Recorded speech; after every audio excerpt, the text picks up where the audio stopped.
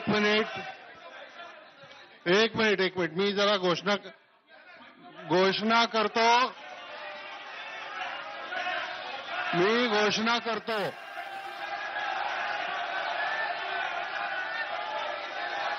माननीय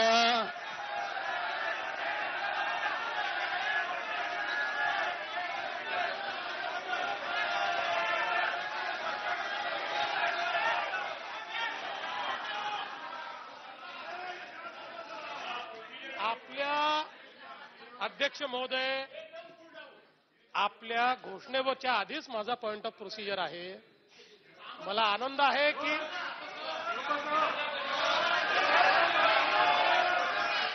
माझी सर्व सदस्यांना विनंती आहे की सभागृहाचं कामकाज सुरळीत पार पाडण्यासाठी सगळ्यांनी शांतता ठेवून सहकार्य करावं ही विनंती आहे. अध्यक्ष दोन्ही महोदय, बाजूला. आपल्या घोषणेच्या आधी माझा पॉइंट ऑफ प्रोसिजर असा आहे. अध्यक्ष महोदय, हे जे अधिवेशन होत आहे हे नियमाला धरून होत नाही. याचं कारण असं अध्यक्ष महोदय,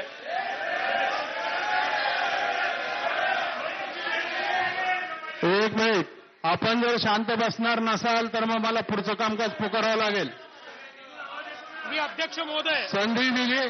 तुम्ही शांत राहा.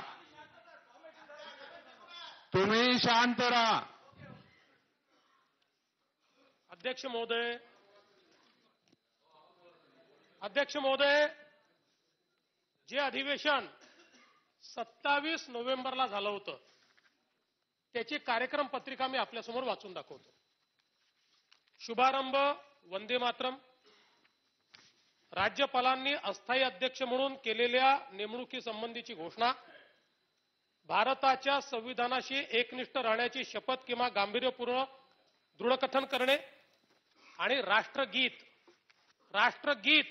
अध्यक्ष महोदय, याचा अर्थ असा आहे की त्या दिवशी ते अधिवेशन संस्थगित झालं.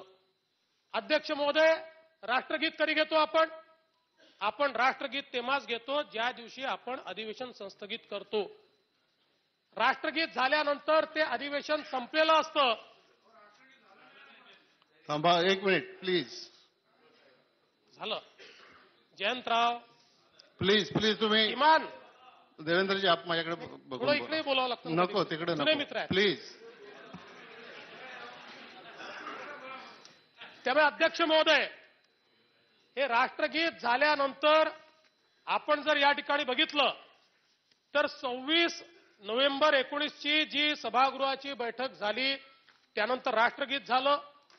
आपल्या नियमानुसार सभेची सुरुवात वंदे मातरमने होते.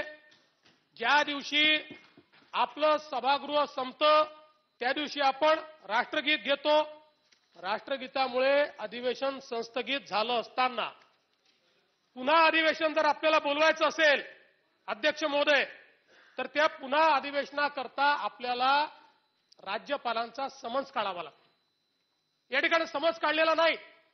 आपण हे खरं आहे 7 दिवसापर्यंत अधिवेशन आपण स्थगित ठेवू शकता. पण ते कधी ठेवू शकता? आपण जर त्याची घोषणा केली असेल तर. आपण घोषणाच केली नाही. आपण या ठिकाणी अधिवेशन संपवलं. आपण राष्ट्रगीत घेतलं आणि राष्ट्रगीत घेतल्यानंतर आज ज्यावेळेस आपण अधिवेशन बोलवतात आपण असं दाखवतात आणि म्हणून भास्कर जाधव आपण म्हणालात ते खरं होतं की राष्ट्रगीत का झालं नाही. आपल्याला प्रथा परंपरा माहिती आहे. हे नवीन अधिवेशन आहे. नवीन अधिवेशनाची सुरुवात ही वंदे मातरमने व्हायला हवी होती. परंतु तसं न करता या ठिकाणी आपण पुन्हा ते अधिवेशन बोलवलं.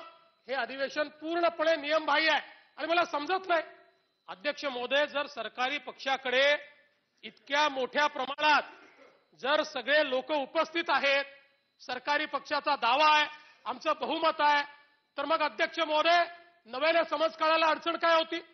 का बरं रात्री 1 वाजता आम्हाला कळवलं? आमचे सदस्य पोचू नये म्हणून, विश्वासमताच्या वेळी आमचे सदस्य हजर राहू नये म्हणून. अध्यक्ष महोदय, रात्री 1 वाजता अध्यक्ष महोदय, रात्री 1 वाजता अध्यक्ष महोदय या ठिकाणी आमच्या सदस्यांना निरोप दिले. कसं याच्या सदस्यांनी दूर ज्या सदस्यांकडे विमान उपलब्ध नाही त्या सदस्यांनी कसं याचा आपण संपवा. तुमचा मुद्दा लक्षात आलाय माझ्या. अध्यक्ष महोदय, मुद्दा लक्षात आलाय माझ्या. माझे 4 मुद्दे आहेत. माझे 4 मुद्दे आहेत. माझे 4 मुद्दे आहेत.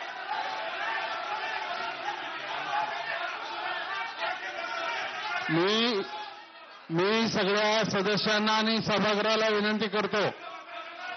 एक मिनिट. मी सभागृहाला विनंती करतो की सुनीलजी प्लीज, सुनीलजी खाली बसा प्लीज. मी सभागृहाला विनंती करतो, त्यांनी उपस्थित केलेल्या सगळ्या मुद्द्यांची उत्तर माझ्याजवळ आहेत. त्यामुळे तुम्ही शांत बसा, नाहीतर मला पुढचा कार्यक्रम घ्यावा लागेल. अध्यक्ष महोदय, त्यामुळे माझं अतिशय स्पष्ट मत आहे की हे अधिवेशन संविधानाच्या तरतुदीप्रमाणे होत नाहीये. हे अधिवेशन बोलवण्याकरता पुन्हा राज्यपालाने समन्स काढण्याची आवश्यकता होती. रात्री अपरात्री ऑर्डर ऑफ द डे काढून अशा प्रकारचं अधिवेशन बोलवलं जाऊ शकत नाही. अध्यक्ष महोदय, या ठिकाणी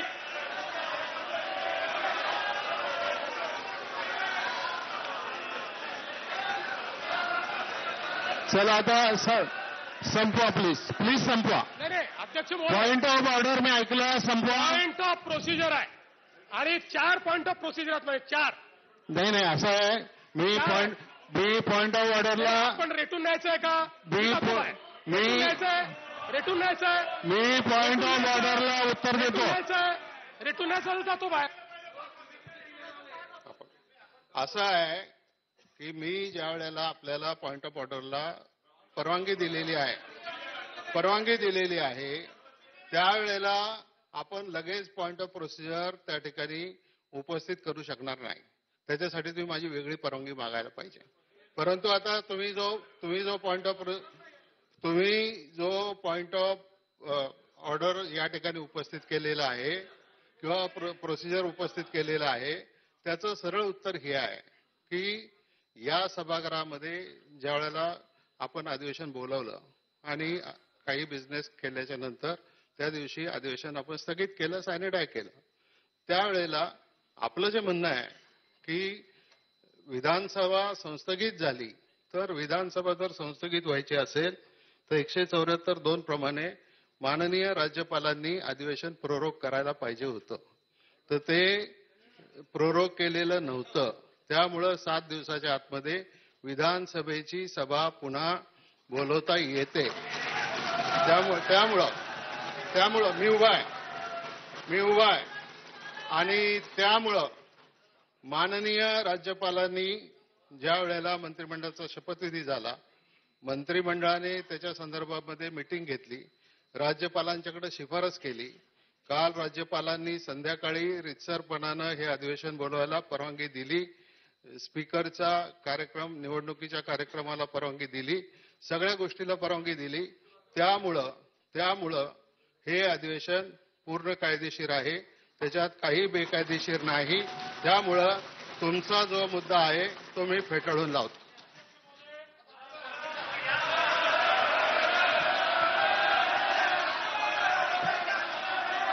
माननीय सदस्यांना विदित आहे की जोपर्यंत आपणाकडून स्थायी अध्यक्षांची निवड करण्यात येत नाही तोपर्यंत माननीय राज्यपालांनी अस्थायी अध्यक्ष प्रोटेम स्पीकर म्हणून माझी नेमणूक केली आहे.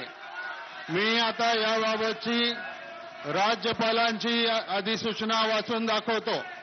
Whereas the office of the Speaker of the Legislative Assembly is lying vacant and the purpose of the pro tem Speaker appointed for administering oath to the newly elected members of the Legislative Assembly and conduct of the floor test on 27 November 2019 is over. Now therefore, in exercise of the powers conferred on me by Clause 1 of Article 180 of the Constitution of India, I, Bhagat Singh Koshari, Governor of Maharashtra, hereby appoint Shri Dilip Walse Patil, a member of the Maharashtra Legislative Assembly, to perform the duties of the office of the speaker until the speaker shall have been chosen by the said assembly.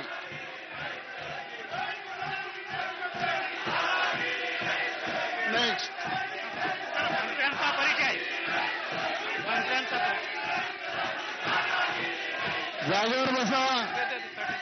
जागेवर बसा. जागेवर बसा. मी बोलायला परवानगी देतो. जागेवर बसवा यांना.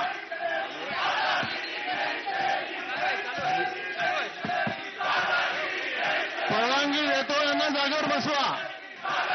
माननीय अध्यक्ष महोदय, आपल्या माहितीसाठी सांगतो की आजचं सभागृहाचं संपूर्ण कामकाज हे थेट लाईव्ह प्रक्षेपण करण्यात येत आहे. या सभागृहामध्ये आपण कसं वागायचं, या सभागृहाची शिस्त कशी ठेवायची, हे तुमच्यासारख्या पक्षाकडून त्याच्यामध्ये अपेक्षा नाही. मंत्र्यांचा परिचय. सभागृहाचे नेते, राज्याचे मुख्यमंत्री श्री उद्धव ठाकरे आपल्या मंत्रिमंडळातील सदस्यांचा परिचय करून देतील. मुख्यमंत्री महोदय. माननीय अध्यक्ष महोदय, मी आपणास व आपल्या मार्फत या सभागृहाला खालील मंत्र्यांचा परिचय करून देत आहे. श्री एकनाथ संभाजी शिंदे,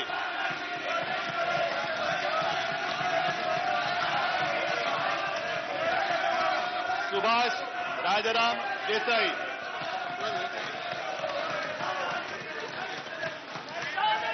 जयंत राजाराम पाटील,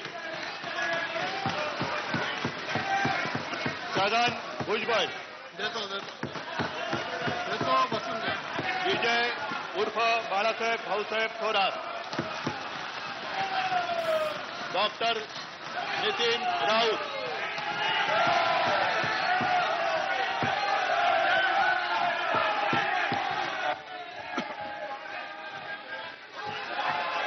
अशोकराव चव्हाण विसस यांचा मबिस नियम 23 अन्वये प्रस्ताव. अध्यक्ष महोदय, मी आपल्या अनुमतीने देतो ना मी. जागेवर बसा. जागेवर बसा. जागेवर बसा. अध्यक्ष महोदय, देतो. जागेवर बसा. जागेवर बसा. माईक.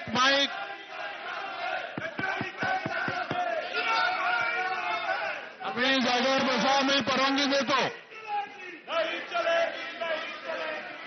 अध्यक्ष महोदय, मी जागेवर बसा. मी परवानगी देतो. आता आपल्याला अध्यक्ष महोदय, आपल्याला अप्रोप्रिएट वेळीच परवानगी मागतो.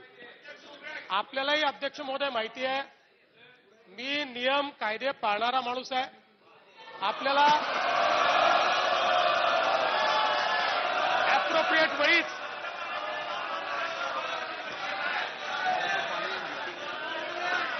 अध्यक्ष महोदय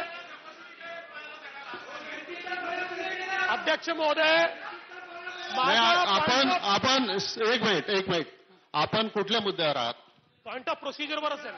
हा, मग आपण पॉइंट ऑफ प्रोसिजर मांडा, पण आपल्या मागच्या सदस्यांना जरा शांत राहायला सांगा. इकडे सांगा. भास्करराव ऐका. भास्करराव ऐका प्लीज. अध्यक्ष महोदय, point of there is no point for order. अध्यक्ष महोदय,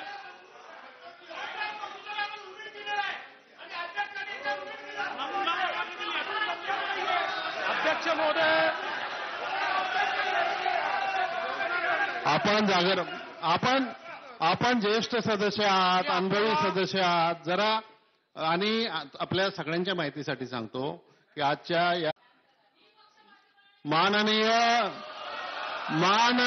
राज्यपालांच्या आदेशानुसार हे अधिवेशन बोलवण्यात आलेलं आहे. त्यामुळे आपल्या राज्यपालांनी दिलेल्या आदेशाचा आपण सगळ्यांनी मान राखून त्याचं पालन करूया. खरं म्हणजे अध्यक्ष महोदय, मी याकरता माननीय मुख्यमंत्री महोदय परिचय करून देत असताना पॉइंट ऑफ प्रोसिजरवर होतो की हा परिचय देखील योग्य नाही असं माझं मत होतं. याचं कारण असं आहे अध्यक्ष महोदय की आपल्या संविधानामध्ये अध्यक्ष महोदय कशा प्रकारे शपथ घ्यावी याचा प्रिस्क्राईब नमुना दिलेला आहे. आणि अध्यक्ष महोदय ऐकून घ्या, अध्यक्ष महोदय ऐकून घ्या, नमुना दिलेला आहे. आणि अध्यक्ष महोदय, ज्या क्षणी राज्यपाल मी म्हणतात सन्मान्य सदस्य देवेंद्रजी फडणवीस, अध्यक्ष महोदय मी आपलं लक्ष एका गोष्टीकडे वेधू इच्छितो ऐकून घ्या. की या सभागृहाच्या बाहेर जी घटना घडलेली आहे त्याच्या संदर्भामध्ये या सभागृहामध्ये असा मुद्दा आपल्याला उपस्थित करून त्याचा काही उपयोग होणार नाही. मी संविधानावर आहे, मी संविधानावर आहे. या सभागृहामध्ये त्याच्या संदर्भातलं व्यासपीठ या सभागृहामध्ये राज्यपालांचं कार्यालय अधिकार आहे की नाही? या सभागृहामध्ये संविधानावर बोलायचा अधिकार आहे की नाही? अध्यक्ष महोदय, अध्यक्ष महोदय, जर या सभागृहामध्ये संविधानावर बोलायचा अधिकार नसेल तर मला या सभागृहात बसण्याचा अधिकार नाही. अध्यक्ष महोदय, बसण्याचा अधिकार नाही अध्यक्ष महोदय. संविधानावर मी बोलणार अध्यक्ष महोदय, आणि संविधानावर बोलण्यापासून मला अध्यक्ष बोला पण मर्यादित वेळेत बोला. अध्यक्ष महोदय, या ठिकाणी माननीय राज्यपालांनी मी म्हटल्यानंतर प्रिस्क्राईब नमुन्याची शपथ घेतली तरच ती शपथ ग्राह्य मानली जाते, अन्यथा ती ग्राह्य मानली जात नाही. आपल्याच देशात नाही आहे, जगामध्ये आहे. अध्यक्ष महोदय, अमेरिकेचे राष्ट्रपती ओबामा यांनी शपथ घेतल्यानंतर ती शपथ चुकल्यामुळे दुसऱ्या दिवशी पुन्हा त्यांना शपथ घ्यावी लागली. आणि म्हणून अध्यक्ष महोदय, खरं म्हणजे मी याकरता पॉइंट ऑफ प्रोसिजर घेत होतो की या ठिकाणी सन्माननीय मुख्यमंत्र्यांसहित सगळ्या मंत्र्यांनी जी शपथ घेतली अध्यक्ष महोदय, ती संविधानाप्रमाणे त्यांनी घेतलेली शपथ नाही. आणि म्हणून अध्यक्ष महोदय, या ठिकाणी अशा प्रकारचा परिचय करून देणं हे संविधानाला संमत नाही. अध्यक्ष महोदय, यासोबत मला खरं म्हणजे अध्यक्ष महोदय लक्षात येत नाही, आपण या ठिकाणी अध्यक्ष महोदय आपण विद्वान आहात, 5 वर्ष अध्यक्ष राहिलात.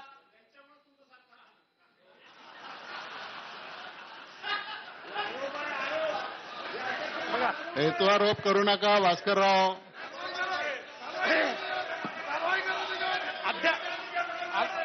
भास्कररावना समजून सांगा, बसून बोललेल्या गोष्टीकडे लक्ष देऊ नका. अध्यक्षांवर आरोप करता येत नाही.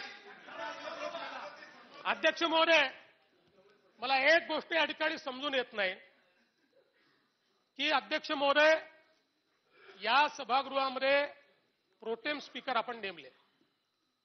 प्रोटेम स्पीकरची अध्यक्ष महोदय जी काही शपथ आहे ती संविधानाच्या अनुच्छेद 188च्या अंतर्गत आपण केली. प्रोटेम स्पीकरची जी नियुक्ती अध्यक्ष महोदय होते ती अनुच्छेद 181 मध्ये होते. आणि आपण जर बघितलं असेल तर 181 ची तरतूद आणि प्रोटेम स्पीकरच्या संदर्भातली तरतूद, या तरतुदी जर या ठिकाणी आपण अध्यक्ष महोदय वाचून बघितल्या तर त्यात अतिशय स्पष्ट आहे की अध्यक्ष महोदय, power of the deputy speaker or others person to perform the duties of the office of the act of as speaker, याच्यामध्ये अतिशय क्लिअर दिलाय अध्यक्ष महोदय की जोपर्यंत नवीन स्पीकरची नियुक्ती होत नाही अध्यक्ष महोदय तोपर्यंत नेमलेले प्रोटेम स्पीकर त्या ठिकाणी राहतात. आता आपण या ठिकाणी सांगता जुनंच अधिवेशन चाललंय, हे नवीन अधिवेशन नाही आहे. मग अध्यक्ष महोदय, एक नेमलेले प्रोटेम स्पीकर, या देशाच्या इतिहासामध्ये जयंतराव, देशाच्या इतिहासामध्ये आजपर्यंत प्रोटेम स्पीकर बदलण्याची घटना घडलेली नाही, आजपर्यंत नाही, देशाच्या इतिहासात नाही. अध्यक्ष महोदय, एकदाच केवळ लोकसभेमध्ये ज्यावेळेस सोमनाथ दा हे प्रोटेम स्पीकर होते आणि ऍक्च्युअल स्पीकर म्हणून त्यांचा फॉर्म भरला त्यावेळी नियमानुसार त्यांनी राजीनामा दिला. पण एक प्रोटेम स्पीकर हटवून दुसरे प्रोटेम स्पीकर हे आजपर्यंत कधी अध्यक्ष महोदय देशाच्या इतिहासामध्ये या ठिकाणी नेमण्यात आले नाही. मग नेमकी अशी काय भीती होती अध्यक्ष महोदय, काय आवश्यकता होती अध्यक्ष महोदय, पुन्हा प्रोटेम स्पीकर या ठिकाणी का नेमण्यात आले अध्यक्ष महोदय, त्यात बदल करण्याची गरज काय होती अध्यक्ष महोदय. खरं तर आपण बघितलं तर प्रोटेम स्पीकरच्या बद्दल भारतीय संविधानात अतिशय स्पष्टपणे लिहिलेलं आहे. पण अध्यक्ष महोदय सगळ्या गोष्टींची पायमल्ली या ठिकाणी होते आहे आणि याच्या पलीकडे जाऊन अध्यक्ष महोदय महाराष्ट्र विधानसभेच्या इतिहासामध्ये स्पीकरचं इलेक्शन झाल्याशिवाय आजपर्यंत विश्वासमताचा प्रस्ताव मांडण्यात आलेला नाही. आजपर्यंत नाही अध्यक्ष महोदय. अध्यक्ष महोदय आपण जर सुप्रीम कोर्टाचं रुलिंग बघितलं ते केवळ त्या घटनेपुरतं होतं. आपणही सांगितलं केवळ आपलं पत्र जे राज्यपालांकडे गेलेलं आहे ते पत्र जर आपण वाचलं तर आपण सांगताय की हे केवळ या घटनेपुरतं होतं. मग अध्यक्ष महोदय आजपर्यंत जर महाराष्ट्र विधानसभेच्या इतिहासामध्ये कधीही स्पीकरची निवडणूक झाल्याशिवाय विश्वासमताचा प्रस्ताव आला नाही. काय भीती होती तुम्हाला, होते ना तुमच्याकडे 170, काय भीती होती, का घेतली नाही का अध्यक्ष महोदय. अध्यक्ष महोदय तुम्हाला भीती होती अध्यक्ष महोदय की या ठिकाणी गुप्त मतदान पद्धतीनं जर आधी मतदान झालं तर आपला विश्वास प्रस्ताव पास होईल की नाही. आणि म्हणून अध्यक्ष महोदय सगळे नियम कामकाज धाब्यावर बसून अध्यक्ष महोदय या ठिकाणी मी आपल्या समोर अध्यक्ष महोदय अजेंडा दाखवतो. आपण बघा 2014 साली आम्ही पण होतो अध्यक्षामध्ये, आधी अध्यक्षाची निवडणूक, मग विरोधी पक्ष नेत्याच्या नियुक्तीची घोषणा आणि त्यानंतर अध्यक्ष महोदय प्रस्ताव आला. आणि म्हणून अध्यक्ष महोदय या ठिकाणी नियमबाह्य पद्धतीनं अध्यक्ष महोदय नियमबाह्य पद्धतीनं हे सभागृह चाललंय. माईक चालू करा.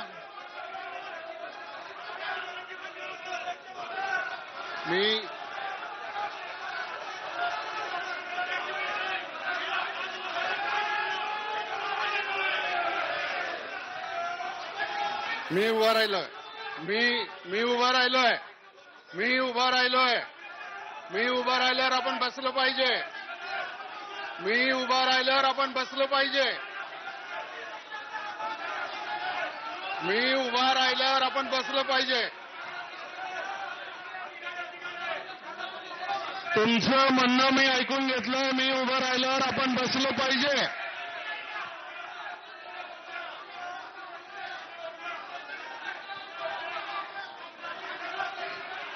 असं आहे की सन्माननीय सदस्य देवेंद्र फडणवीस यांनी मंत्रिमंडळाने घेतलेल्या शपथेबद्दल काही मुद्दे या ठिकाणी उपस्थित केले. त्या मुद्द्याच्या संदर्भात मी एवढं स्पष्ट करू इच्छितो की ही घटना ही सभागृहात झालेली नाही, विधिमंडळाच्या अखत्यारीतली घटना नाही. याचा संदर्भ माननीय राज्यपालांच्या कार्यालयाशी आहे. त्यामुळं या घटनेवर मी काहीही भाष्य करू इच्छित नाही. नंबर 2, प्रोटेम स्पीकरच्या संदर्भात आपण जे मुद्दे मांडलेले आहेत, राज्याच्या मंत्रिमंडळाला प्रोटेम स्पीकर नेमण्याच्या संदर्भामध्ये पूर्ण अधिकार आहे आणि या संदर्भामध्ये राज्य सरकारने जे रिप्रेझेंटेशन गव्हर्नर साहेबांना पाठवलं त्याच्या आधारावर माननीय राज्यपाल महोदयांनी माझी या ठिकाणी निवड केलेली आहे आणि राज्यपाल महोदयांनी केलेल्या निवडीमुळं, त्यांनी काढलेल्या ऑर्डरमुळं आज या ठिकाणी सभागृह चालवण्याचा हक्क मला प्राप्त झालेला आहे. आता ज्या सुप्रीम कोर्टाच्या ऑर्डरच्या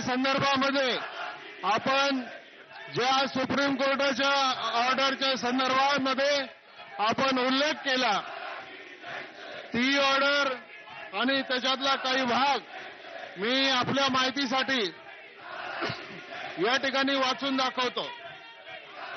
सुप्रीम कोर्टाच्या जजमेंटमध्ये पॅरेग्राफ 27 मध्ये सुप्रीम कोर्टाने असं म्हटलेलं आहे, in such emergent facts and custom circumstances to curtail unlawful practices such as horse trading, to avoid unnecessary and effectuate smooth running of the democracy by ensuring stable government, we are of the considered opinion that it is necessary to pass certain interim directions in this case. In this context, it is necessary and expedient to conduct the floor test as soon as possible to determine whether the Chief Minister who has administered the oath of office has the support of the majority or not. म्हणून हे जे supreme कोर्टाचं जे judgement आहे, या judgement प्रमाणे supreme कोर्टाने ताबडतोब या ठिकाणी आपल्याला फ्लोर टेस्ट कंडक्ट करायला सांगितलेली आहे. त्याची प्रोसिजर सुद्धा सन्माननीय सुप्रीम कोर्टाने ठरवून दिलेली आहे आणि म्हणूनच आज उघडपणानं काउंट करून या ठिकाणी ही फ्लोर टेस्ट करण्याच्या संदर्भामध्ये आपण पुढे जात आहोत. मी आजच्या सभागृहाच्या कामकाज पत्रिकेमधील आयटम नंबर 3 या ठिकाणी पुढे नेण्यापूर्वी सुप्रीम कोर्टाच्या जजमेंटमधलं सर्वोच्च न्यायालयानं याचिका क्रमांक 1393 2019 मध्ये विश्वासदर्शक प्रस्तावाकरता उघड मतदान पद्धती अवलंबण्याबाबत तसेच या प्रस्तावावरील सभागृहाचे कामकाज थेट प्रक्षेपण करण्याबाबत खालील आदेशित केलेले आहे. Pro tem speaker shall be solely appointed for the aforesaid agenda. All the elected members shall take oath. This is completed. Immediately thereafter, the pro tem speaker shall conduct the floor test in order to ascertain whether respondent number 3 has the majority, and these proceedings shall be conducted in accordance with law. The floor test will not be conducted by secret ballot. The proceedings have to be live telecast and the appropriate arrangements are to be made to the ensure same. सर्वोच्च न्यायालयाने दिलेल्या उपरोक्त निर्देशाचा अंगीकार आता सभागृहात मांडण्यात येणाऱ्या विश्वासदर्शक प्रस्तावाकरता देखील करण्यात येईल. मी आता प्रभारी सदस्यांना प्रस्ताव मांडायला रिक्वेस्ट करतो.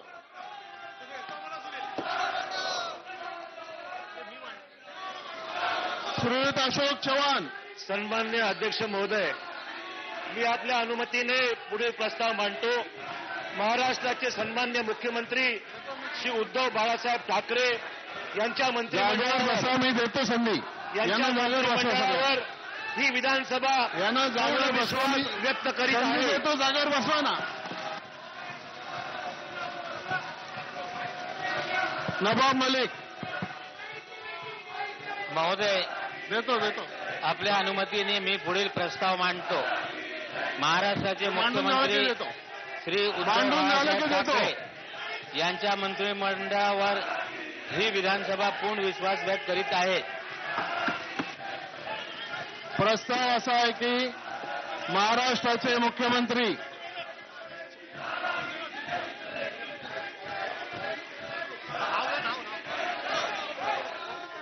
प्रभू. महोदय, आपल्या अनुमतीने मी पुढील प्रस्ताव मांडतो. महाराष्ट्राचे मुख्यमंत्री श्रीयुत उद्धव बाळासाहेब ठाकरे यांना मंत्रिमंडळात विधानसभा पूर्ण विश्वास व्यक्त करण्यासाठी माझं अनुमोदन आहे. प्रस्ताव असा आहे की जयंतराव पाटील. माननीय अशोकराव चव्हाण यांनी जो प्रस्ताव मांडला, ज्याला नवाब मलिक आणि प्रभूसाहेब यांनी अनुमोदन दिलं, त्याला मी देखील अनुमोदन देतो.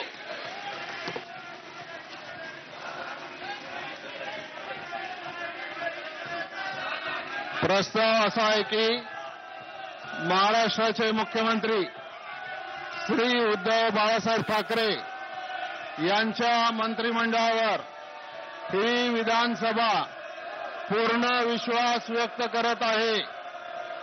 प्रश्न असा आहे की महाराष्ट्राचे मुख्यमंत्री श्री उद्धव बाळासाहेब ठाकरे यांच्या मंत्रिमंडळावर ही विधानसभा पूर्ण विश्वास व्यक्त करीत आहे.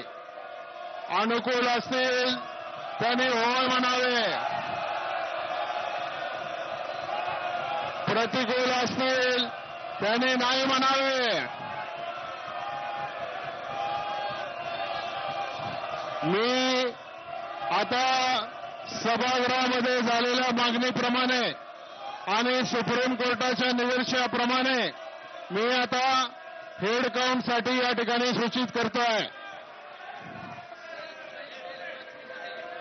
बेल वाजवायची 5 मिनिटं.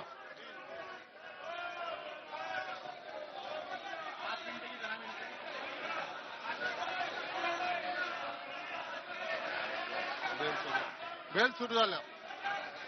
यांना जागर बसवा ना. मी देतो संधी.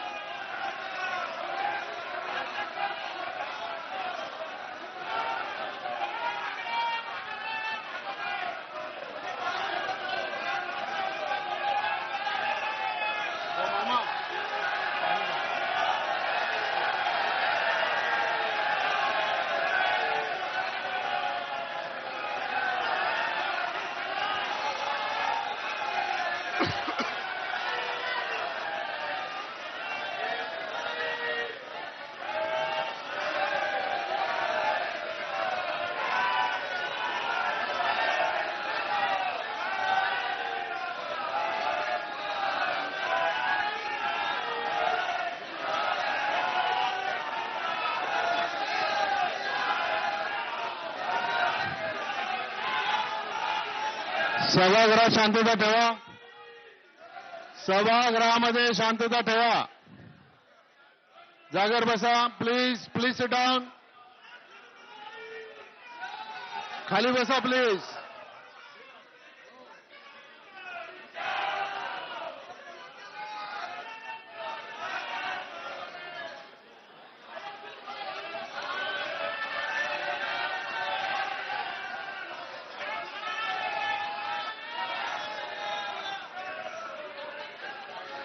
बेल वाढवायची का 5 मिनिटं? 5 मिनिटं वाढवायची का?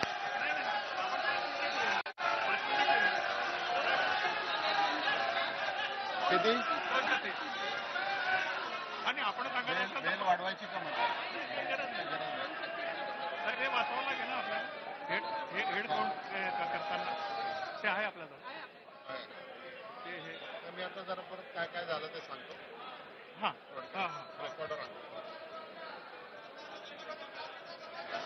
आता अजून बेल चालू आहे. बस आपली बेल बंद झाल्यावर असं मध्ये नाही.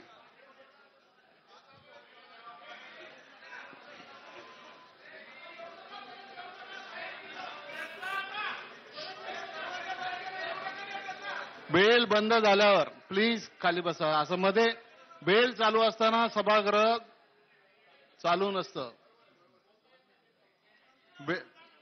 नंतर देतो. हा देतो.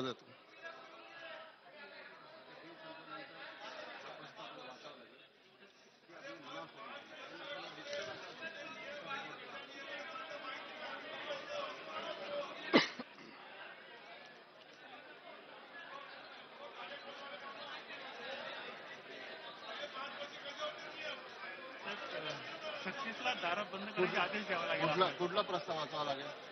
प्रस्ताव वाचा ना आपण. काही प्रोसिजर वाचावी लागेल.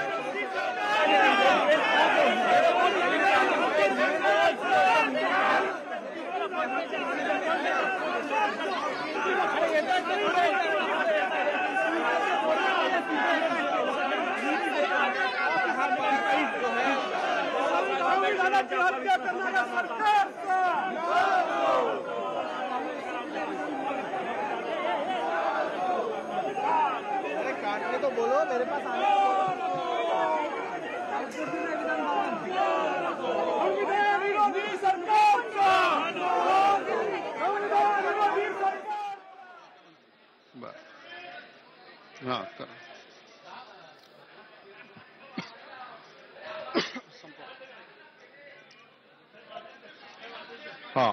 मी आता आदेश देतो की सभागृहाचे सर्व दरवाजे बंद करण्यात यावेत.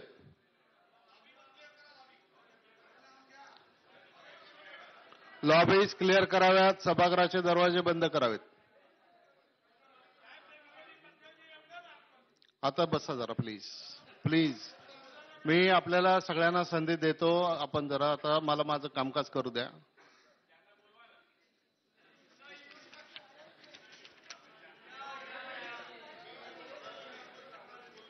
आता मी प्रस्ताव मताला टाकणार आहे आणि इथं हेड काउंट किंवा डिव्हिजन ऑफ वोट्सची मागणी झालेली आहे. सुप्रीम कोर्टाच्या आदेशानुसार सुद्धा हा जो वोट ऑफ कॉन्फिडन्स जो आहे हा सिक्रेट बॅलेटने घेऊ नये आणि तो ओपनली घ्यावा अशाच प्रकारच्या सूचना सन्माननीय सर्वोच्च न्यायालयाने दिलेल्या आहेत. पाहिजे असेल तर मी तुमच्या सगळ्यांच्या माहितीसाठी या ठिकाणी तेवढी प्रोव्हिजन वाचून दाखवतो. Immediately there after. तुम्ही शांतता प्लीज. आपसात बोलू नका. Immediately thereafter, the pro tem speaker shall conduct the floor test in order to ascertain whether the respondent number 3 has the majority, and these proceedings shall be conducted in accordance with law. The floor test will not be conducted by secret ballot. The proceedings have to be live telecast and appropriate arrangements are to be made to ensure the same. तर हे जे सर्वोच्च न्यायालयाचे जे आदेश होते या न्यायालयाच्या आदेशाचाच आपण या ठिकाणी मान राखून त्याच्यामध्ये स्पिरिट लेटर आणि स्पिरिट आपण ज्याला म्हणतो तर ते स्पिरिट कायम आजही आहे जरी त्या केससाठी असलं आणि म्हणून तीच प्रोसिजर आपण या ठिकाणी फॉलो केलेली आहे. प्रोफॉर्मा दिलाय त्या प्रोफॉर्माप्रमाणे राज्यपालांनी मी म्हटल्यानंतर तशीच्या तशी शपथ वाचावी लागते. तर या ठिकाणी अनेक लोकांची नावं घेण्यात आली. मग कोणी माननीय बाळासाहेब ठाकरेंचं नाव घेतलं. तेही घेताना हिंदू हृदय सम्राट हे काढून टाकलं. केवळ माननीय बाळासाहेब ठाकरे घेतलं. कुठल्याही प्रकारे कोणी सोनियाजींचं नाव घेतलं, कोणी पवार साहेबांचं नाव घेतलं. हे काहीही मॅडम प्लीज हे काहीही या ठिकाणी करणं हे पूर्णपणे अवैध आहे. त्यामुळे या ठिकाणी मंत्र्यांचा परिचय करून देताना मुख्यमंत्र्यांसहित सगळ्या मंत्र्यांची शपथ ही अवैध आहे हा मुद्दा देखील आम्ही मांडला आहे. यासोबत भारताच्या इतिहासामध्ये आजपर्यंत कुठल्याही विधानसभेत किंवा लोकसभेमध्ये प्रोटेम स्पीकर हटवण्याची आजपर्यंत कारवाई करण्यात आली नाही. पहिल्यांदा प्रोटेम स्पीकर हटवण्याचं काम नियमबाह्य पद्धतीनं करण्यात आलं आणि नवीन प्रोटेम स्पीकर यात तयार करण्यात आला. महाराष्ट्रामध्ये अक्षरशः संविधानाची पायमल्ली हे तीन पक्ष एकत्रित येऊन या ठिकाणी करतायत आणि म्हणून त्याच्यावर देखील आम्ही ऑब्जेक्शन घेतला. अशा प्रकारे प्रोटेम स्पीकर या ठिकाणी नियमबाह्य पद्धतीनं हटवता येत नाही. कौल आणि शेखदर माननीय सर्वोच्च न्यायालयाने जो आदेश दिला होता तो केवळ त्या दिवशी पुरता होता की प्रोटेम स्पीकरनी ती फ्लोर टेस्ट करावी. आजच्या करता तो लागू नव्हता. महाराष्ट्राच्या इतिहासात आजपर्यंत असं कधी घडलेलं नाही. परंतु गुप्त मतदान पद्धतीनं स्पीकर निवडला तर आपला स्पीकर पळेल आणि आपलं सरकार गडगडेल या भीतीनं आपले आमदार लपवून ठेवणाऱ्या काँग्रेस, राष्ट्रवादी काँग्रेस आणि शिवसेनेनं आज या ठिकाणी स्पीकरची निवडणूक घेण्याचं टाळलं आणि प्रोटेम स्पीकरच्या माध्यमातून या ठिकाणी विश्वासमताचा प्रस्ताव दाखवतायत. कारण त्यांच्या आमदारावर त्यांचा विश्वास नाही आहे. प्रत्येकाला उभं करून या ठिकाणी त्यांनी मी मत देतो असं सांगावं याकरता हा घाट घालण्यात आलेला आहे. पूर्णपणे सुप्रीम कोर्टाचे आदेश, कायदा आणि संविधानाची पायमल्ली झालेली आहे आणि म्हणून ज्या सभागृहामध्ये संविधानाच्या अनुरूप काम होत नाही त्या सभागृहात आम्ही बसणार नाही हा पवित्र आम्ही घेतला आणि म्हणून सभागृहावर आम्ही या ठिकाणी बहिष्कार, सभागृहाच्या कामकाजावर बहिष्कार टाकून आम्ही या ठिकाणी बाहेर आलेलो आहोत. हे जे कामकाज चाललंय हे संविधानानुरूप नाही आहे. त्यामुळे या कामकाजाला मान्यता मिळू नये अशा प्रकारचं पत्र देखील आम्ही माननीय गव्हर्नर साहेबांना देणार आहोत। आज जो हमारे सभागृह का कामकाज चला, ये संपूर्ण कार्यावली संविधान के अनुरूप नहीं थी। तो संविधान के अनुरूप शिंदे साहेब, एकनाथ संभाजी शिंदे क्रमांक 1, जयंत राजाराम पाटील 2, खाली बसायचं।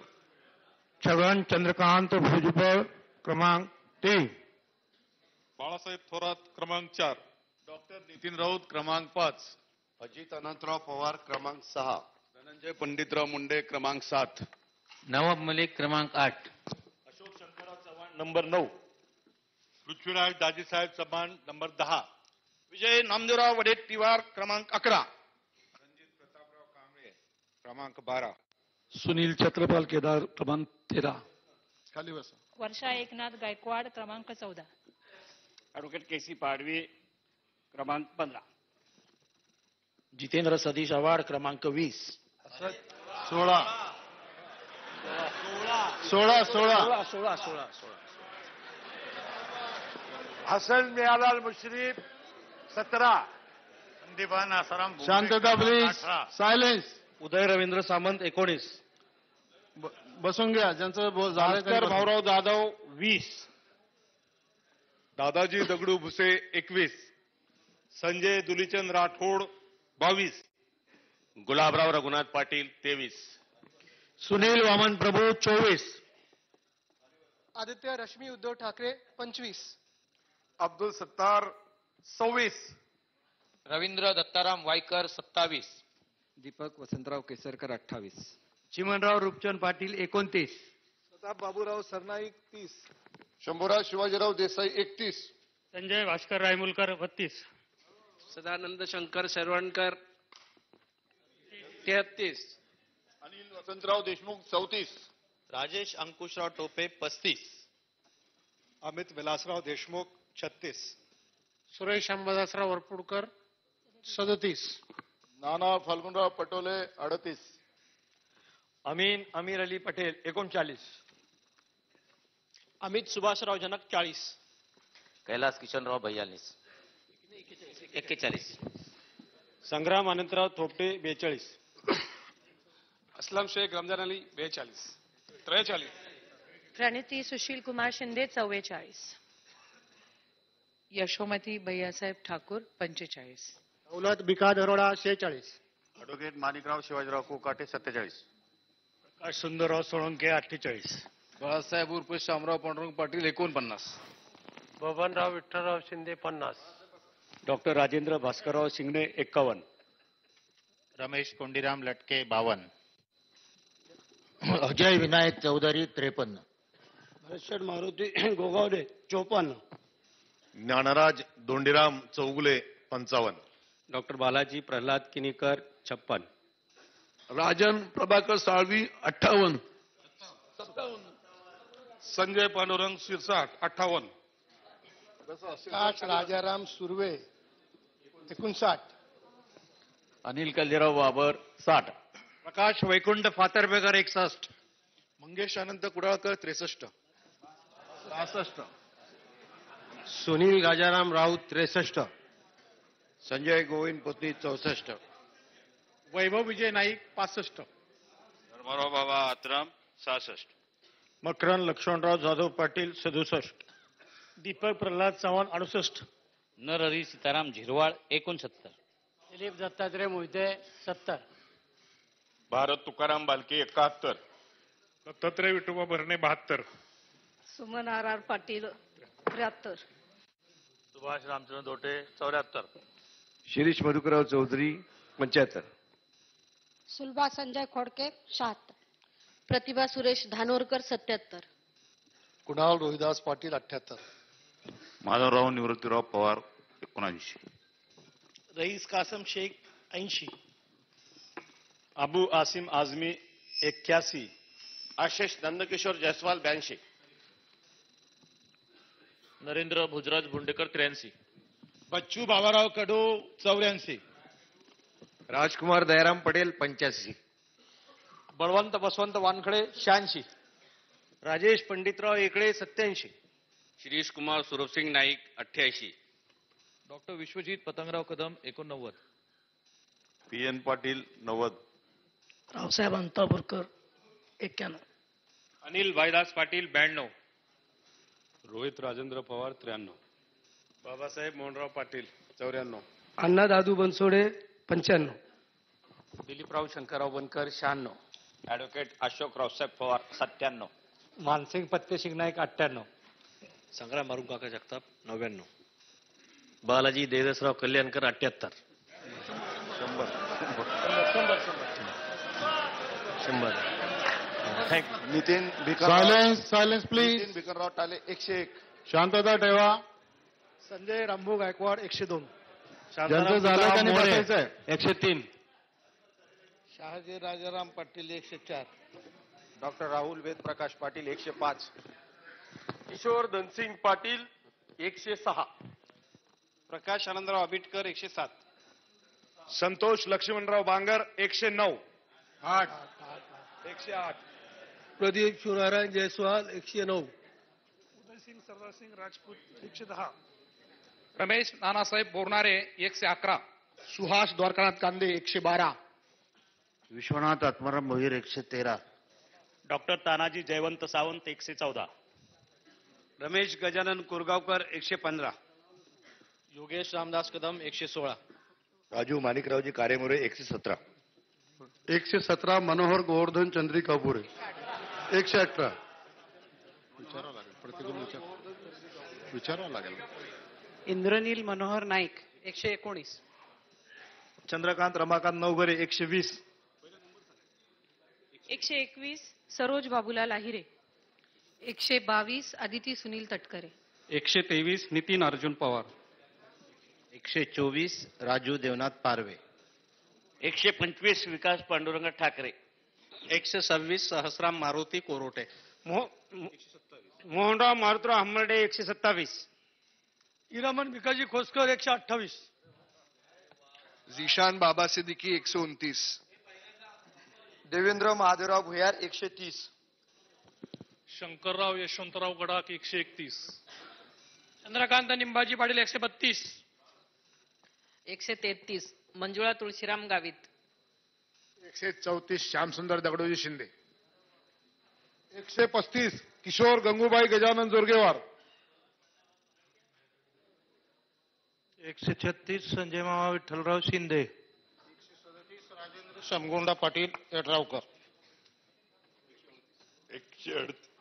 138 ठाकूर हितेंद्र विष्णू, 139 क्षितिज जितेंद्र ठाकूर,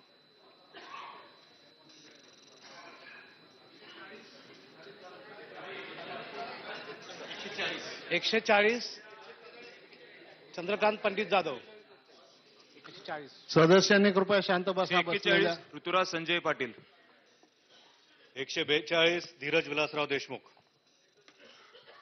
143 लहुनाथा कानाडे, 144 संजय चंदुकाका जगताप, 145 निलेश ज्ञानदेव लंके,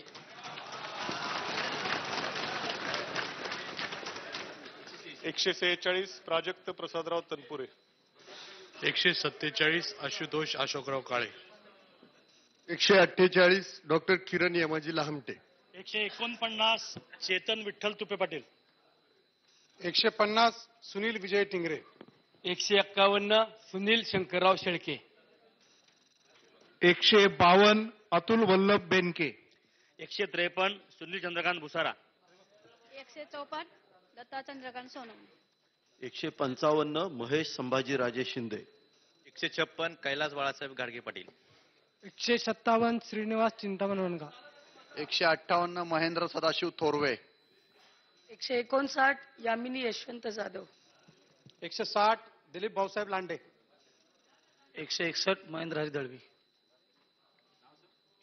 हरिदळवी, 162 संदीप रवींद्र क्षीरसागर,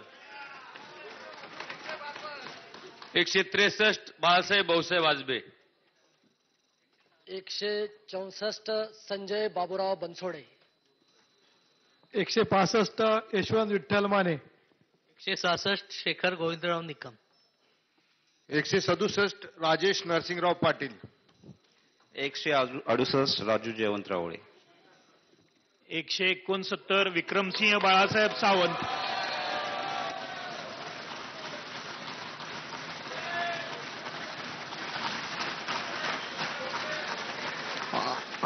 आता मी जे सदस्य प्रतिकूल आहेत त्यांना मी प्रतिकूल सदस्यांनी कृपया उभं राहावे.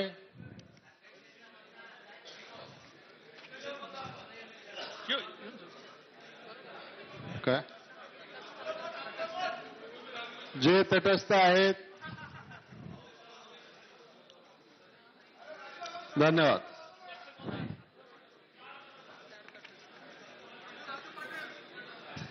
ठीक आहे, बसा प्लीज. 4 सदस्य तटस्थ आहेत. नावं सांगा. चला. क्रमांक 1 प्रमोद रतन पाटील. मनसे. मोहम्मद इस्माइल अब्दुल खालिक.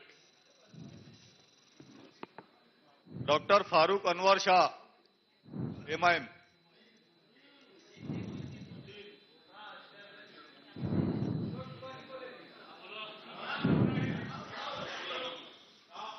विनोद भिवा निकोले, CPIM 4.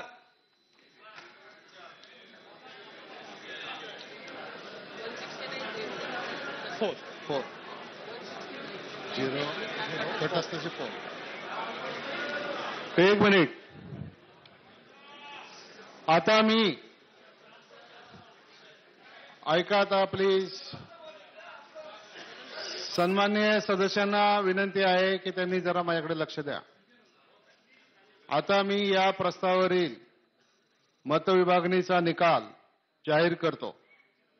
प्रस्तावाच्या बाजूने मतदान करणाऱ्या अनुकूल सदस्यांची संख्या 169 इतकी आहे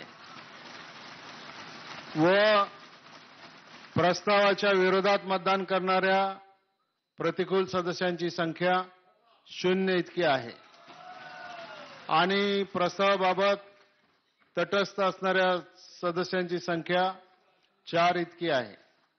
प्रस्तावाच्या बाजूने अनुकूल असणाऱ्या सदस्यांची संख्या 169 इतकी असल्यामुळे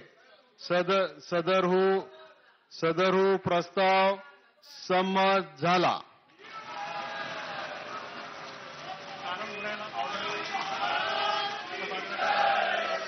एक मिनिट. मी आता मार्शल्सना विनंती करतो की आपण सभागृहाचे दरवाजे उघडावे. माननीय मुख्यमंत्री महोदय. एक मिनिट. जयंतरावांना काय बोलायचं. अध्यक्ष महोदय, गेले काही दिवस वेगवेगळ्या घटना घडल्या आणि उद्धवजी ठाकरे आज महाराष्ट्राचे मुख्यमंत्री म्हणून सभागृहात आले. खरं म्हणजे समोरच्या बाजूने मात्र गोंधळ झाला. जाणीवपूर्वक गोंधळ करण्याचं काम करताना या सभागृहात जे उपस्थित मंत्री आहेत त्यांनी शपथ घेताना जे टेक्स्ट आमच्या हातात होतं त्याच टेक्स्टचं वाचन केलं. पण एखादं चांगलं काम, आनंदाची घटना घडत असताना आपल्या आयुष्यात आपलं जे दैवत आहे त्याचा उल्लेख जर कोणी केला आणि खास करून छत्रपती शिवाजी महाराजांचा उल्लेख जर झाला असेल तर देवेंद्र फडणवीस आणि भारतीय जनता पक्षाला का राग आला हा सगळ्यात महत्त्वाचा. छत्रपती शिवाजी महाराजांचं नाव घेत असणारा डॉक्टर बाबासाहेब आंबेडकरांचं नाव घेतलं, छत्रपती शाहू महाराजांचं नाव घेतलं, महात्मा ज्योतिराव फुलेंचं नाव घेतलं. या महात्म्यांचं नाव घेताना समोर देवेंद्र फडणवीस आणि हे सगळे जे बसलेले लोक आहेत यांना का राग आला. या सगळ्या लोकांच्या विषयी यांच्या मनात असूया का आहे आणि आजच नाही पिढ्यानपिढ्या ही असूया यांच्या मनात आहे. तो राग त्यांच्यामधून बाहेर आला याचं आम्हाला अध्यक्ष महोदय दुःख वाटतं. अध्यक्ष महोदय, मी जास्त वेळ आपला घेणार नाही, पण विरोधी पक्ष नेता पण आम्हाला दर्जेदार असावा अशी आमची मागणी आहे. त्यानं एक डेकोरम ठेवावा. उद्धवजी ठाकरे आज पहिल्यांदा त्यांच्या आयुष्यात या सभागृहात पाय ठेवत आहेत. त्यांचा सन्मान ठेवणं, कोणताही मतांची विभागणी जी होणार आहे ती मोजली जाणार आहे. कोर्टाने आदेश दिलेला त्या पद्धतीनं आपण ही मतमोजणी करून घोडे बाजाराला वाव कुठं दिला नाही म्हणून आपलं अभिनंदन पहिल्यांदा मला करायचं.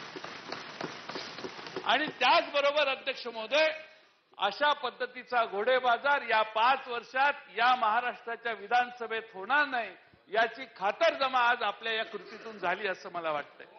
आणि म्हणून मी या समर्थनार्थ भाषणं करायची नाहीत हे आपलं ठरलेलं, परंतु आतापर्यंत जे चुकीचं रेकॉर्डवर आणलं, प्रोटेम स्पीकर मंत्रिमंडळाला नेमण्याचा अधिकार आहे. रोज तो प्रोटेम स्पीकर बदलण्याचा तसा टेक्निकली अधिकार मंत्रिमंडळाला आहे.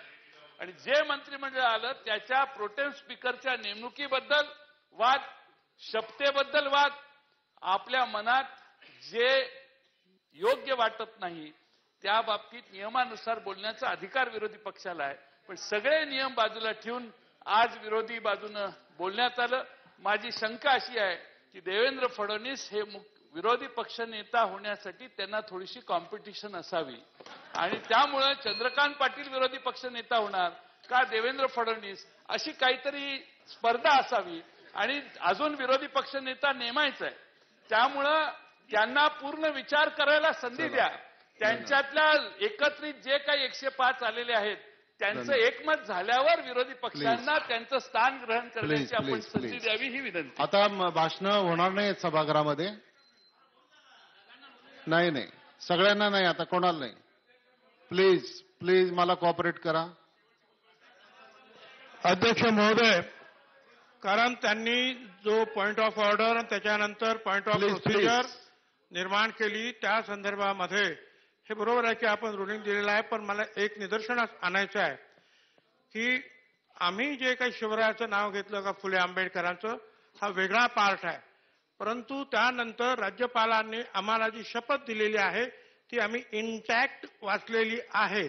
त्याच्या अगोदर आणि नंतर त्याचा काही संबंध येत नाही. तो आमच्या दैवतांचंच घेतलेलं आम्ही नाव आहे. नंबर 2, आपण सुद्धा इथे शपथविधी आमदारांचा घेताना ह्या गोष्टींचा उल्लेख करतो, ते सुद्धा करतात. संसदेमध्ये तर प्रत्येक जण शपथ घेताना कोणी श्रीराम, कोणी काय. आता यामुळे जर त्या शपथा जर रद्द होणार असेल तर अख्खी संसदच बरखास्त करावी लागेल, कारण सगळ्यांनी काही ना काहीतरी नाव. म्हणून शपथेचा मूळ आणि मुख्य गाभा आहे तो इंटॅक्ट वाचला गेलेला आहे. त्यामुळे त्यांच्या आरोपामध्ये तथ्य नाही. आपण बरोबर सांगितलं. त्यांनी सांगितलं होतं की मजबूत विरोधी पक्ष पाहिजे आहे.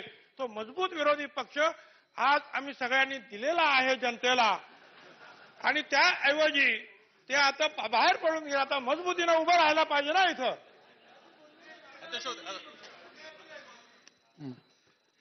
अध्यक्ष महोदय, आज तसा सभागृहाचा एक महत्वाचा दिवस आहे आणि या निमित्तानं आपले या सरकारमध्ये मुख्यमंत्र्यांनी माननीय उद्धवजी ठाकरे यांनी आपल्या सरकारचा विश्वासदर्शक ठराव इथे मंजूर झाला.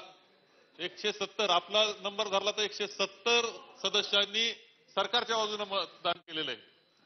खरं जे यामध्ये या सर्व सदस्यांचं अभिनंदन करतो, उद्धवजींचं आणि सर्वांचं अभिनंदन मी येथे करतो आहे.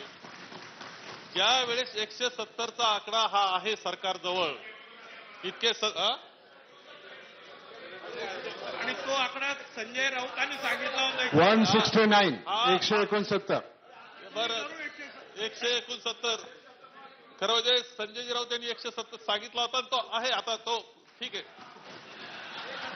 मला यामध्ये एक सांगायचंय की शेवटी राज्यघटनेनं ही लोकशाही आहे, आपली राज्यघटना आहे, आपले पक्ष आहेत, मतांतर आहेत, हे आपण मान्य करतो. ज्यावेळेस सभागृहामध्ये इतके मोठं बहुमत आहे हे माहिती आहे. खरं म्हणजे विरोधी पक्षानं आज माननीय मुख्यमंत्री उद्धवजींचा आज अभिनंदन करायला पाहिजे होतं आणि खऱ्या अर्थानं त्यांनी विश्वास दाखवायला पाहिजे होता. चला तुम्ही सरकार चालवा हे दाखवण्याची गरज होती. त्यांनी त्याऐवजी अशी काही भाषणं केली आणि शेवटी काय केलं, निघून गेले. अध्यक्ष महोदय, खरं जे प्रचाराच्या कालखंडामध्ये देवेंद्र फडणवीस म्हणत असायचे की मला आता विरोधी पक्ष नेताच दिसत नाही, कोण होणार विरोधी पक्ष नेता? आणि मी त्यावेळेस उत्तर दिलं होतं, त्यांना उत्तर दिलं होतं, देवेंद्रजी फार काही नाही, तुम्ही आरशापुढे उभं राहा, तुम्हाला विरोधी पक्ष नेता दिसेल. आज ते सिद्ध झालेलं दिसत आहे. मी पुन्हा एकदा आमच्या सर्व सदस्यांचं इथे सर्वांचं अभिनंदन इथे करतो, माननीय उद्धवजींचं अभिनंदन करतो. अबू आजमी जी. धन्यवाद अध्यक्ष महोदय. अध्यक्ष महोदय, सबसे पहले सगळ्यांना नाही आता. राज्यपाल ने बीजेपी को चांस दिया. अध्यक्ष महोदय, आदरणीय फडणवीस जी जब फेल हो गए तो फिर चांस मिला शिवसेना को. आज विरोधी दल को यहां बैठ करके बधाई देना चाहिए कि आज महाराष्ट्र के जो हालात हैं, किसानों की आत्महत्या, वो महाराष्ट्र जो पूरे भारतवर्ष में सबसे ज्यादा टैक्स देने वाला, सबसे ज्यादा विकसित महाराष्ट्र, आज यहां सरकार नहीं थी, सारे दुनिया की नजर लगी हुई थी. विरोधी दल को यहां बैठकर अभिनंदन करना चाहिए, बधाई देना चाहिए.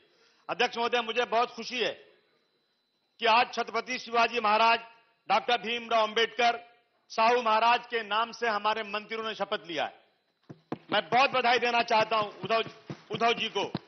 और हम सबको पूरी उम्मीद है कि ये सरकार इन महापुरुषों के नाम से जिसने शपथ लिया है, इन महापुरुषों के दिखाए हुए रास्ते पर चलकर महाराष्ट्र में सभी समाज के साथ इंसाफ करेगी और महाराष्ट्र में विकास का काम होगा.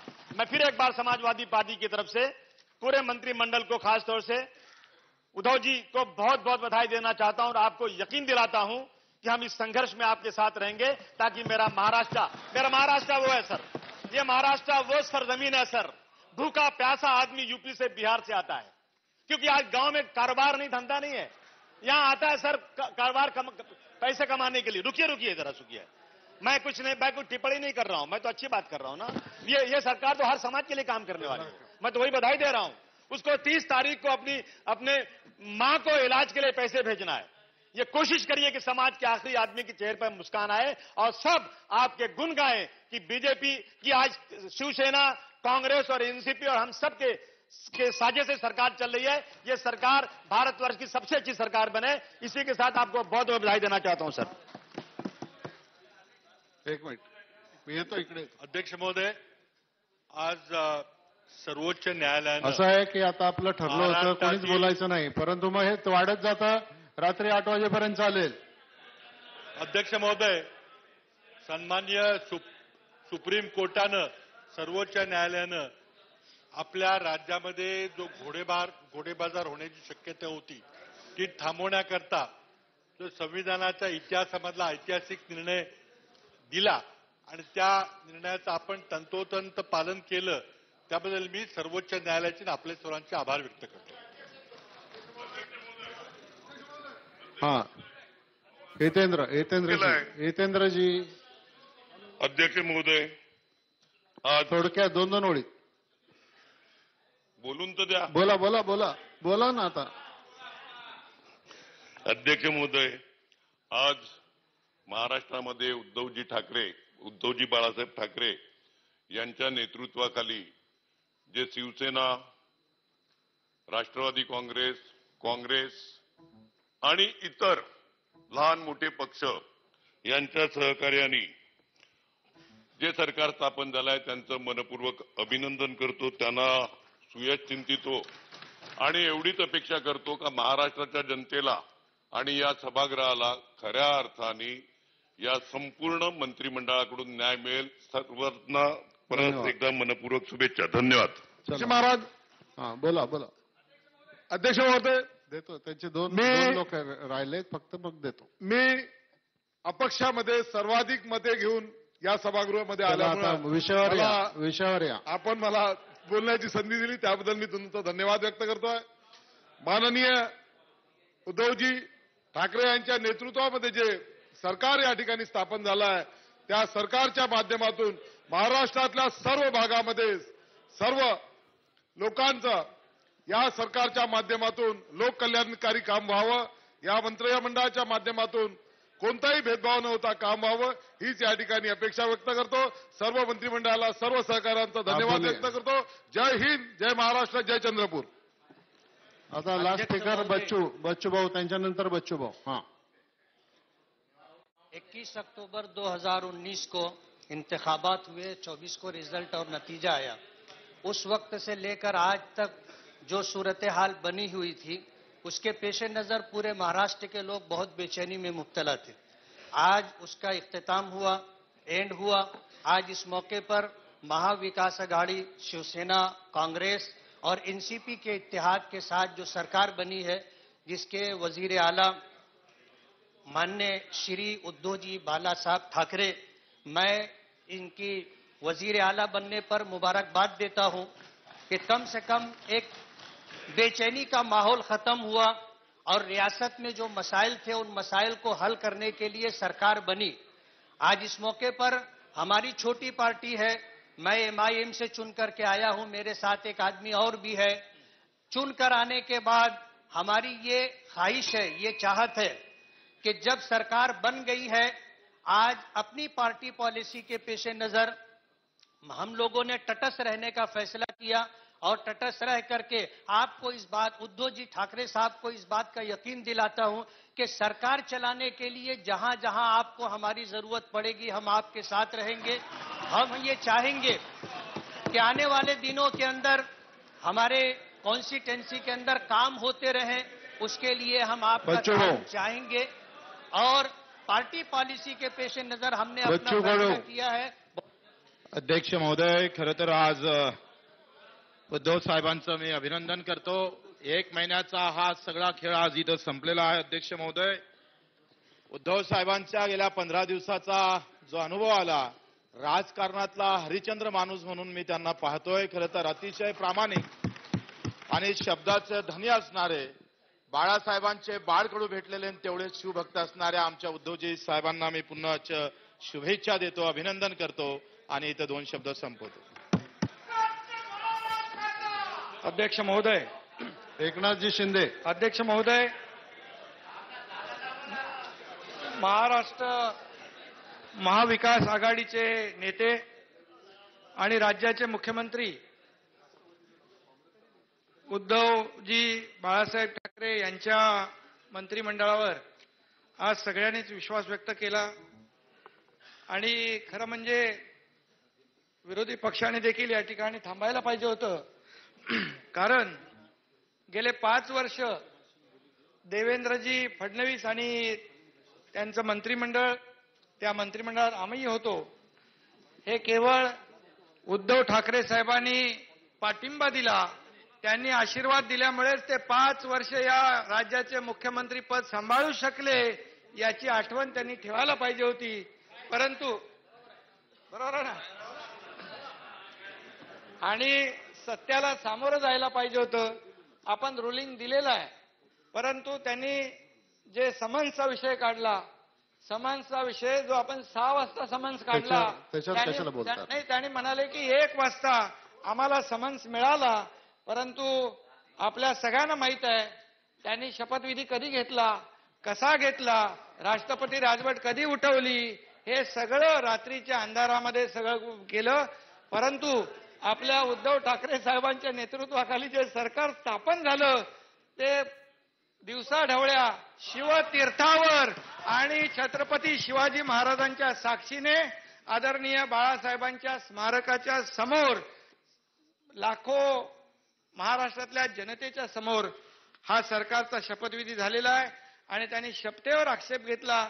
मी आपल्या या ठिकाणी सांगू इच्छितो, सगळ्यांनीच आपलं मत व्यक्त केलंय. छत्रपती शिवाजी महाराज असतील, बाबासाहेब आंबेडकर, छत्रपती शाहू महाराज, महात्मा ज्योतिबा फुले, सगळेच.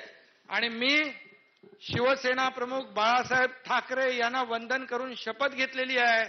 त्यांना जे काही कार्यवाही करायची असेल त्या कार्यवाहीला सामोरं जाण्याचं माझी तयारी आहे. कारण ज्या बाळासाहेबांच्यामुळे आम्ही या सभागृहात आलो, त्यांना वंदन केल्याशिवाय कुठलीही शपथ किंबहुना कुठलंही कामकाज आम्ही करत नाही. त्यामुळे माझी विनंती आहे की या ठिकाणी विरोधाला विरोध म्हणून नाही, तर हे बहुमत आहे 169. खरं म्हणजे एक मत आमचं कमी झालेलं आहे. 169 मतांचं हे बहुमत आहे. त्यामुळे या बहुमताच्या समोर त्यांनी थांबायला पाहिजे होतं. परंतु ठीक आहे, पुन्हा एकदा मी उद्धव ठाकरे साहेबांच्या मनापासून त्यांचं अभिनंदन करतो सभागृहाच्या वतीने आणि त्यांना शुभेच्छा देतो. माननीय मुख्यमंत्री महोदय.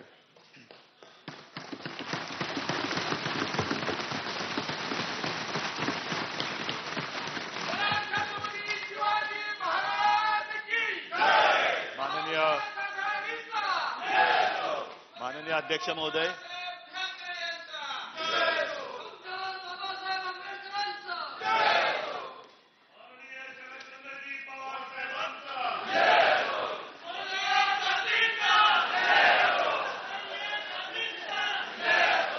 माननीय अध्यक्ष महोदय, माझ्या मंत्रिमंडळावर या सभागृहाने जो विश्वास व्यक्त केलेला आहे त्याबद्दल आपल्यामार्फत मी सर्व सन्माननीय सदस्यांचे आभार मानतो. आणि आपले आभार मानत असताना मी आज माझ्या शिवरायाच्या महाराष्ट्रातील तमाम मायबाप जनतेची सुद्धा आभार मानतोय. कारण त्यांच्या आशीर्वादाशिवाय हा कारभार करता येणं शक्य नाही. ही गोष्ट खरी आहे की आयुष्यामध्ये पहिल्या प्रथम मी या सभागृहात आलेलो आहे आणि सभागृहात आलो हे माझं भाग्य आहे. येताना छत्रपती शिवरायाला वंदन करून मी या सभागृहात आलो. देशात अनेक राज्य आहेत, पण त्या अनेक राज्यामध्ये हा आपला जो महाराष्ट्र आहे हा छत्रपती शिवरायांचा महाराष्ट्र आहे. आणि मी मध्ये बोललो होतो की छत्रपती शिवाजी महाराज हे आपल्या सर्वांचं दैवत आहे.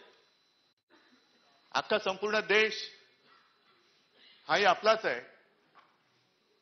पण हे दैवत ज्या मातीमध्ये जन्माला आलं त्या मातीत जन्मलेली आम्ही सगळे शिवभक्त आहोत, शिवाजी महाराजांचे भक्त आहोत. या सभागृहात आल्यानंतर साहजिकच येण्यापूर्वी थोडं दडपण होतं. वागायचं कसं, कारण मैदानातला माणूस आणि त्याला या वैधानिक कामकाजाचा अनुभव नाही. पण इथे आल्यानंतर मला असं वाटलं की याच्यापेक्षा मैदानात चांगलं असतं.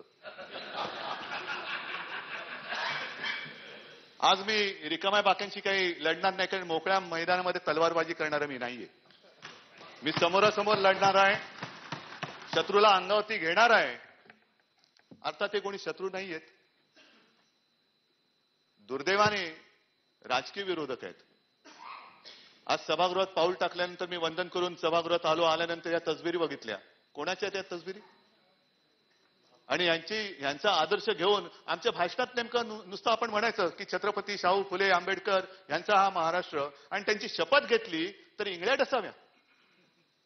होय, मी छत्रपती शिवाजी महाराजांची शपथ घेतली, मी पुन्हा घेईन. मी माझ्या आईवडिलांची शपथ घेतलेली मी पुन्हा घेईन. आणि हा जर का गुन्हा असेल तर तो एकदा नाही, दहादा नाही, प्रत्येक जन्मातली केल्याशिवाय राहणार नाही. मला एवढंच विचारायचंय, खरा हा मुद्दा नाही होऊ शकत आजच्या या सभागृहाचा, आपण ते स्पष्ट केलेलं आहे. पण हा सभागृहातला जरी मुद्दा नसला तरी प्रत्येकाच्या अंतःकरणातला मुद्दा आहे. आणि मला असं वाटतं की जो आपल्या दैवताला मानत नाही, जो आपल्या आईवडिलांना मानत नाही, तो पुत्र म्हणून जगायच्या लायकीचा नाहीये. आणि म्हणून मला असं वाटतं की आज मी एवढंच बोलतोय कारण एक चुणूक आलेली आहे. खरं सामना हा आमचा अधिकार आहे. विरोधकांशी सामना करणं ठीक आहे, मतभेद असतात, वैचारिक मतभेद असतात, असू शकतात. ती मांडण्याची एक पद्धत असते. ती पद्धत बाजूला ठेवून नको ते विषय इकडे काढले गेले, त्याच्याबद्दल मला खरंच महाराष्ट्राचा मुख्यमंत्री म्हणून छत्रपती शिवाजी महाराजांचं नाव घेणं हा गुन्हा, आईवडिलांची शपथ घेणं हा गुन्हा, आपण ज्यांना दैवत मानतो हा गुन्हा, ही महाराष्ट्राची संस्कृती नाही, हा महाराष्ट्र नाही. आम्हाला तो महाराष्ट्र अपेक्षित आहे जो साधू संतांचा, वीरांचा, क्रांतिकारकांचा आणि समाज सुधारकांचा महाराष्ट्र. म्हणून मी मला समर्थन देणाऱ्या सर्व सभासदांना हात जोडून विनंती करतोय की जो मला अपेक्षित महाराष्ट्र, असा अपेक्षित महाराष्ट्र नाहीये. हा महाराष्ट्र मला अपेक्षित नाहीये. ज्यांची शपथ घेऊन आपण हा कारभार सुरू करतो आहोत त्यांना अभिमान वाटेल असा महाराष्ट्र आपण घडवायचा आहे. आणि तो घडवल्याशिवाय आम्ही राहणार नाही, ही पुन्हा एकदा मी शपथ घेतो. सर्वांना धन्यवाद देतो. जय हिंद, जय महाराष्ट्र. सभागृहाचे नेते आणि राज्याचे मुख्यमंत्री यांच्यावर आज जो विश्वासदर्शक ठराव या ठिकाणी मंजूर झाला आणि त्यांच्या मंत्रिमंडळावर जो विश्वासदर्शक ठराव मंजूर झाला त्याच्याबद्दल मी माननीय मुख्यमंत्री आणि त्यांच्या सर्व मंत्रिमंडळाचं मनापासून अभिनंदन करतो. आणि त्याचबरोबर आपण सगळ्यांनी या सभागृहाचं कामकाज सुरळीतपणानं पार पाडण्यासाठी मला सहकार्य केलं त्याच्याबद्दल आपले सुद्धा सगळ्यांचे आभार मानतो. सभागृहाची बैठक आता स्थगित होत आहे. रविवार दिनांक 1 डिसेंबर 19 रोजी सकाळी 11 वाजता सभागृहाची बैठक भरेल.